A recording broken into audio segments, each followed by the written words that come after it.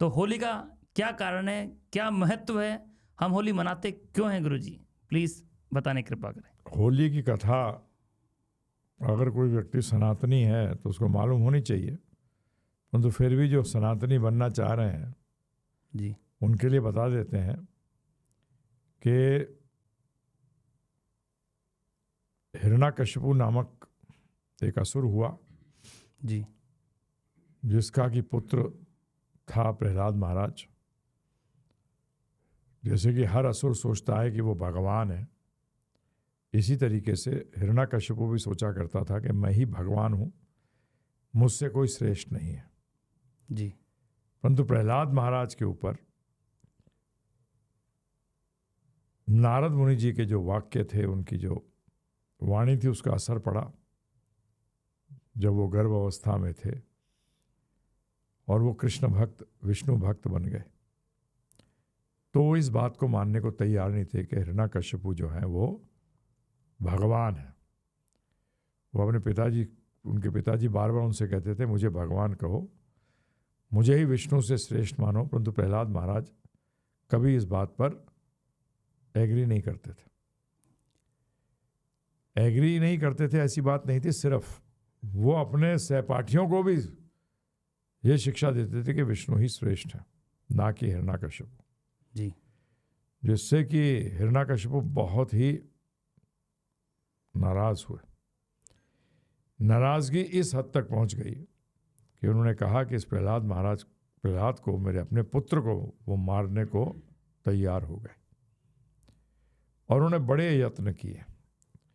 इन यत्नों में से एक यत्न था, हिरण्यकशिपु ने, उनकी बहन थी, उसका नाम था होलिका।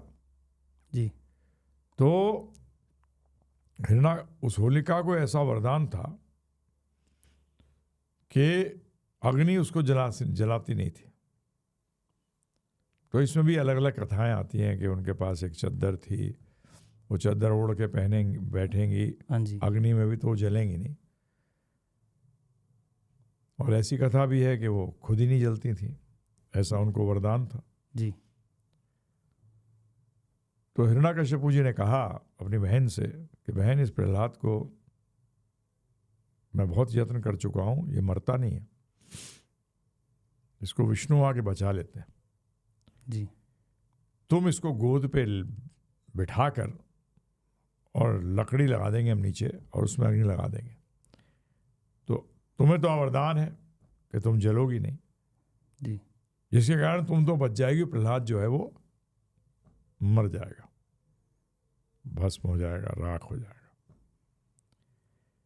तो प्रहलाद महाराज को होलिका ने अपने गोद में बिठाया और नीचे लकड़ी लगाई गई थी, उस पर वो बैठ गई और अग्नि लगा दी गई। जी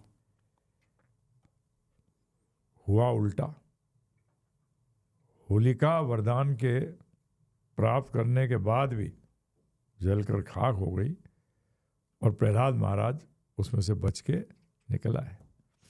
तो इसी को एक पर्व बनाया भक्तों ने कि देखो भगवान विष्णु ने अपने भक्त की रक्षा किस प्रकार करी जी और कैसे होलिका, जो कि गलत इच्छा से, इरादे से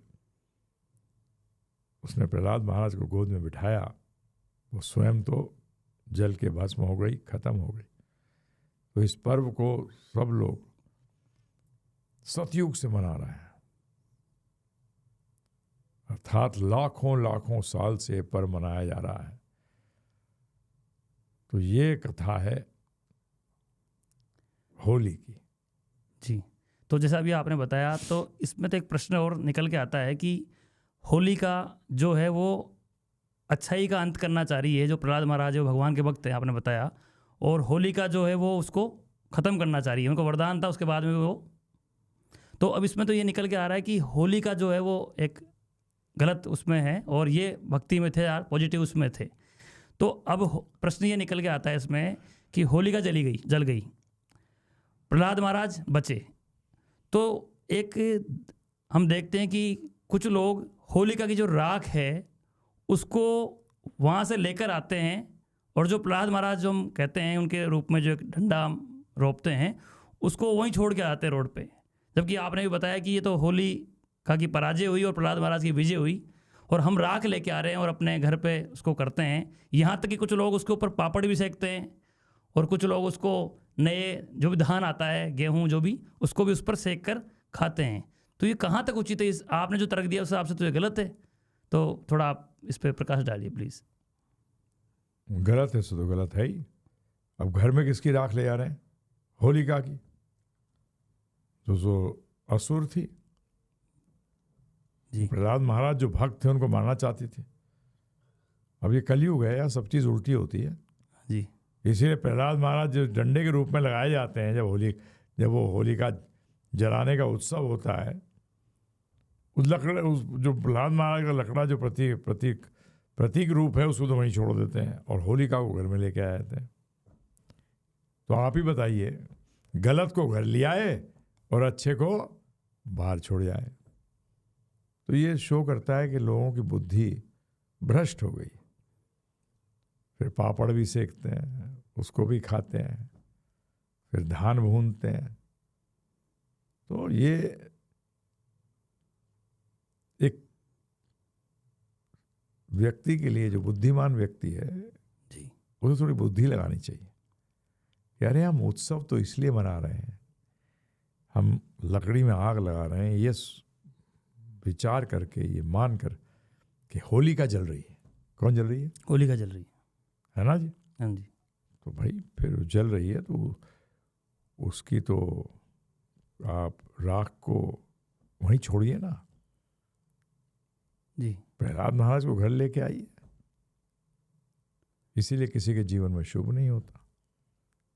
इतना प्रॉब्लम देखते हैं लोगों की लाइफ में। जलाइए, जी अपने अंदर छुपे असुर प्रवृत्ति को जला के खाक करिए। और प्रहलाद महाराज ने जो हमें उपदेश दिए हैं उनको जानिए। सप्तम स्कंद भागवतम के अंदर प्रहलाद महाराज के उपदेश दिए गए हैं, उनको ग्रहण करिए। जी होली, इस बार होली को इस रूप में मनाइए। 7वें स्कंद, भागवतम के 7वें स्कंद को पढ़िए, जहाँ प्रहलाद महाराज हमें उपदेश दे रहे हैं। उनकी सारी इतनी ज़बरदस्त शक्ति आई कैसे, जो हिरण्याकश्यपु जैसे राक्षस के साथ भी भिड़ गए और फिर भी उनका बाल बांका नहीं हुआ। वो क्या था? वो यही तो ज्ञान था जो उन्होंने लिया नारद जी से, जी जो आगे हमें दे रहे हैं। तो हमें वो इस बार होली के अंदर हमें थोड़ा सा अपने मेंटालिटी को चेंज करना चाहिए। तो आप सबको समझ आया क्या करना चाहिए?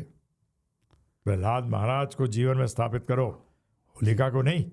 जी थोड़ी बुद्धि लगाओ, ठीक है? तो बड़ा अच्छा मार्गदर्शन किया आपने।